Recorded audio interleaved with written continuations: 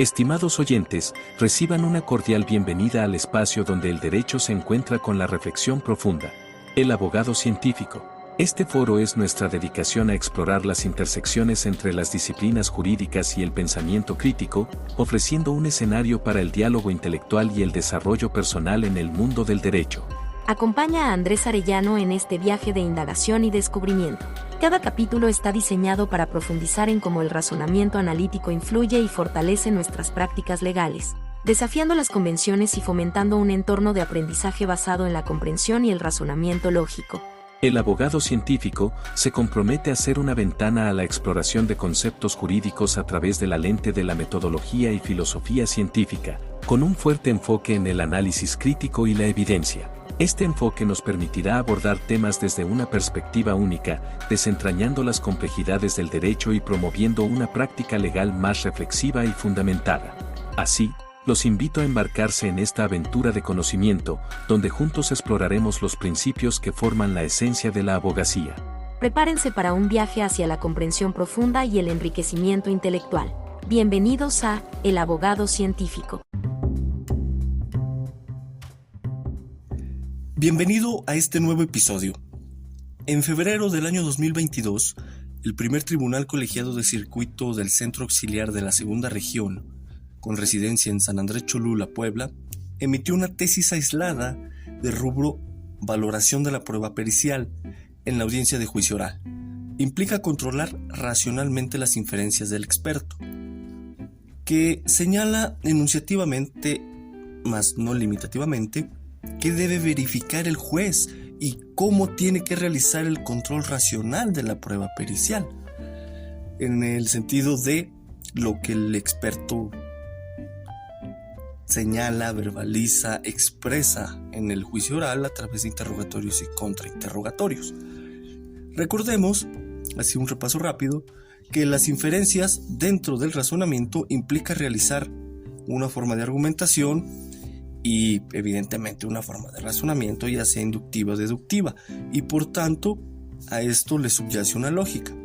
Dentro de todo ello es que encontramos las inferencias realizadas a la luz de cierto cuerpo teórico y como parte de estas ciertos conceptos teóricos, algunos de carácter netamente conceptual, otros con su referente fáctico identificable mediante cierto dato empírico recolectado a través de una técnica y uno o más métodos, etcétera, etcétera. Entonces, una inferencia implica un conjunto de cuestiones relevantes.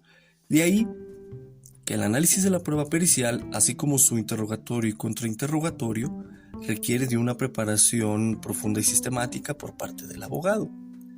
Además, requiere de un conjunto de habilidades prácticas, que entre otras está la de análisis y síntesis de la información en el preciso momento en que se está desahogando el testimonio del perito, así como cuando se está llevando a cabo el análisis del caso.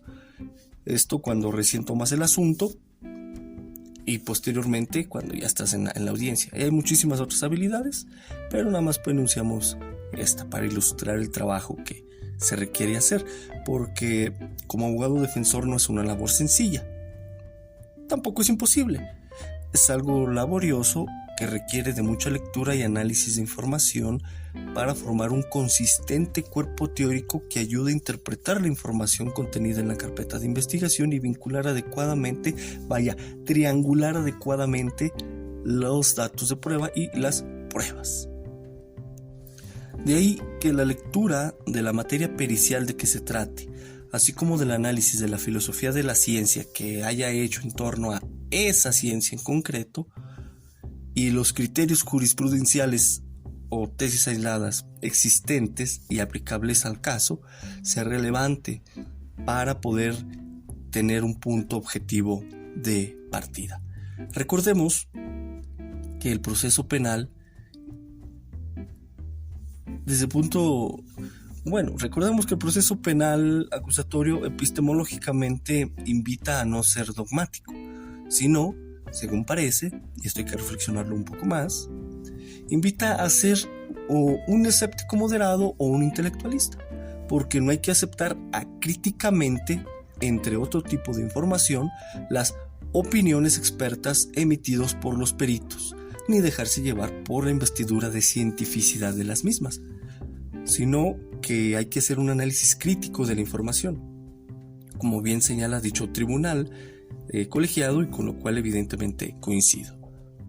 Ahora bien, regresando a lo procesal y netamente a lo jurídico, dice dicho tribunal colegiado en la tesis citada que es necesario para un adecuado control racional de la prueba pericial verificar las condiciones en las que se realizó la intervención pericial y lo que dice el perito verbalmente en la audiencia y la forma en que construyó sus inferencias. Específicamente este último es lo que se sujeta a ese control, a esa valoración, y nos da 8 aspectos a considerar. El primero, o número 1, la referencia a la aplicación de las técnicas o teorías que utilizó el perito para extraer los datos o conclusiones plasmadas en el informe correspondiente, su relevancia, así como su aceptación por la comunidad científica internacional o nacional. 2. La descripción pormenorizada del procedimiento de análisis que llevó a cabo el perito, así como los instrumentos especializados que ocupó para esa finalidad. 3. La explicación relativa al porqué de las técnicas utilizadas fueron aplicadas según los estándares y normas de calidad vigente. 4. La precisión sobre el grado de error, así como el del nivel de variabilidad o incertidumbre de los datos obtenidos a través del empleo de la respectiva técnica o teoría utilizada. 5. El respaldo de las conclusiones relativas, ya sea con datos empíricos adecuados, el tiempo en que fueron desarrollados los exámenes correspondientes, los intervinientes, el tiempo entre el evento y la práctica del estudio relativo y la información que le fue proporcionada para llevar a cabo todo lo anterior. 6. Congruencia interna de la exposición del experto, así como su razonabilidad. 7. El contraste entre los dictámenes explicados en juicio. 8. Confrontar el resultado de las opiniones periciales con otras pruebas. Hasta aquí el contenido relevante de la tesis. Evidentemente, tratarlos todos de manera exhaustiva conllevaría mucho tiempo, incluso de que puede salir hasta diplomados y maestrías, ¿no? Sin embargo, como hay mucho material documental y dogmático al que puedes recurrir, lo mejor es que acudas al autor de tu preferencia, porque lo que ahora importó fue describir esa tesis para que la tengas en cuenta en tu quehacer diario como defensor, puedas reflexionar, extraer ideas, echar a andar tu creatividad en el estudio de un caso. Por ello, solamente vamos a ilustrar algunos puntos de la funcionalidad de estas pautas, estos criterios que da el tribunal colegiado. Antes de un caso interesante a considerar, por ejemplo, veamos. El caso es cuando un peritaje X se contradice de alguna manera con un protocolo Y. Un protocolo emitido evidentemente por una entidad pública. ¿Cuál resulta más vinculante para el juez? ¿El peritaje X o el protocolo Y? Por ejemplo, se tiene por un lado un peritaje en psicología del testimonio, en tanto busca determinar la credibilidad del testimonio de un menor. Llega a la conclusión de que es increíble o bien poco creíble a razón de la inconsistencia y contradicción interna de la narrativa del menor. Por otro lado, se tiene el protocolo de actuación para quienes imparten justicia en casos que involucren niñas, niños y adolescentes, el cual acepta dichas contradicciones y señala que aún así el dicho de los menores puede ser creíble. ¿Cuál resulta más vinculante para el juez? ¿El peritaje o el protocolo? Porque aquí tenemos una contradicción. ¿Cuál es más vinculante? ¿Y por qué? Este es un ejercicio de reflexión. Ahora sí. En la práctica, como defensor, Se trata de estar al tanto del desahogo de la prueba pericial para observar la consistencia y manejo de la experticia del psicólogo, o del químico, o del médico, o del experto en armas, o del perito de que se trate. Pues una cosa es el dictamen como documento y otro la explicación y exposición verbal que el perito hace de aquel dictamen. Esto pues, es de sobra conocido. En cualquier curso de dictamen, maestría, doctorado, te lo hacen saber en los libros. No es novedoso. Sin embargo, vamos a ejemplificar algunos aspectos de estos criterios. Un ejemplo de consistencia expositiva del perito es si el mismo perito emite varios dictámenes. Ahí es necesario estar al tanto si va quedando claro la transición entre uno y otro, es decir, entre un dictamen y otro, y si un dictamen es complemento del otro o no, y por qué lo es o por qué no. Además de qué tan exhaustiva es la explicación del perito en ese tema de transición y complementación de dictámenes. Es un ejemplo sencillo. Otro ejemplo es la de si el perito en el desahogo de su testimonio da una descripción pormenorizada del procedimiento de análisis y los instrumentos empleados, pues de ahí se puede obtener material para identificar si el perito conoce a fondo los instrumentos empleados y la capacidad para emitir conclusiones. No olvides que en el dictamen por escrito puede parecer que sí, pero en la audiencia quizá resulta lo contrario, porque no sabrá dar explicaciones concretas y precisas de lo que hizo.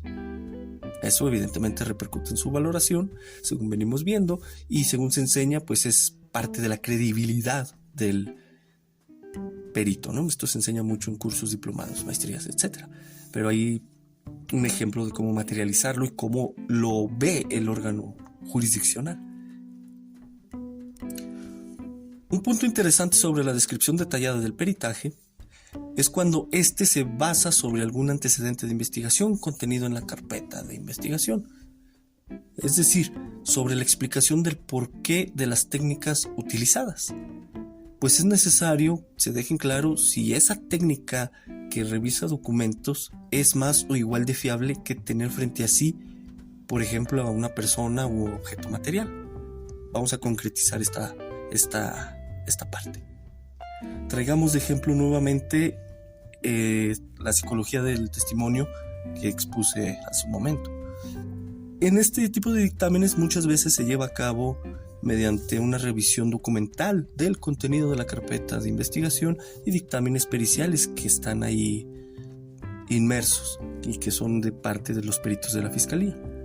Luego, es necesario que en la descripción detallada del procedimiento, de la discusión, de las conclusiones, etc., se deje claro si esa técnica es más o igual de fiable que tener frente a sí al testigo o víctima cuyo dicho se está dictaminando, porque se dictamina sobre un documento y no sobre una persona concreta que está frente a sí. Es lo que a veces pelean los peritos, ¿no? La famosa técnica de la observación, que si se tuvo enfrente o no la persona. Esto ilustra bien esta parte anterior. También, por otro lado, es necesario considerar las condiciones personales en las que se encuentra la persona que es sujeta a dictaminación, al igual las condiciones del lugar a dictaminar y cómo está interrelacionada la persona con ese lugar, en el caso de que ambas se encuentren juntas, ¿no? Por ejemplo, que se trate de un lugar del hecho. Hay muchos otros factores, como la hora de realización del dictamen, los intervinientes, los exámenes realizados, la información previa, etcétera, etcétera. Los permisos, los permisos en tanto avisos de confidencialidad, consentimiento informado, etcétera. Pues todo ello funge como respaldo a las conclusiones y a las inferencias del perito. Y evidentemente te da material para preguntas del interrogatorio o contrainterrogatorio. Como escuchas, es muy extensa este análisis de una prueba de carácter pericial y más aún buscar el control de la misma. Remítete, te recuerdo y te invito, remítete a los autores de tu preferencia y hasta te invito también a que hagas como una compilación de tesis aisladas donde se dan pautas de valoración a ciertas pruebas, porque así ya cuando tengas un caso práctico ya las tienes ahí, lo incorporas en tu marco teórico, empiezas a triangular datos, fijas preguntas de investigación, planteamientos concretos para el perito de qué se trate, determinaciones de un problema a analizar de carácter científico, y tú mismo en tu carácter como abogado científico, pues aplicando una cientificidad en tu actuar, mejor dicho, vas buscando concretar de manera coherente una teoría del caso que buscas sea consistente también en su exposición en juicio oral. De ahí que te dejo esta tesis aislada, a ver a futuro si hay alguna contradicción o se vuelve jurisprudencia, pero el tema es que es útil. Te la dejo, analízala, investígale y comenta lo que encuentres por ahí. Nos escuchamos en el siguiente episodio. Ya viene el calorcito por acá en México. Cuídate, toma agüita, vitamina C para que no te dé la gripa.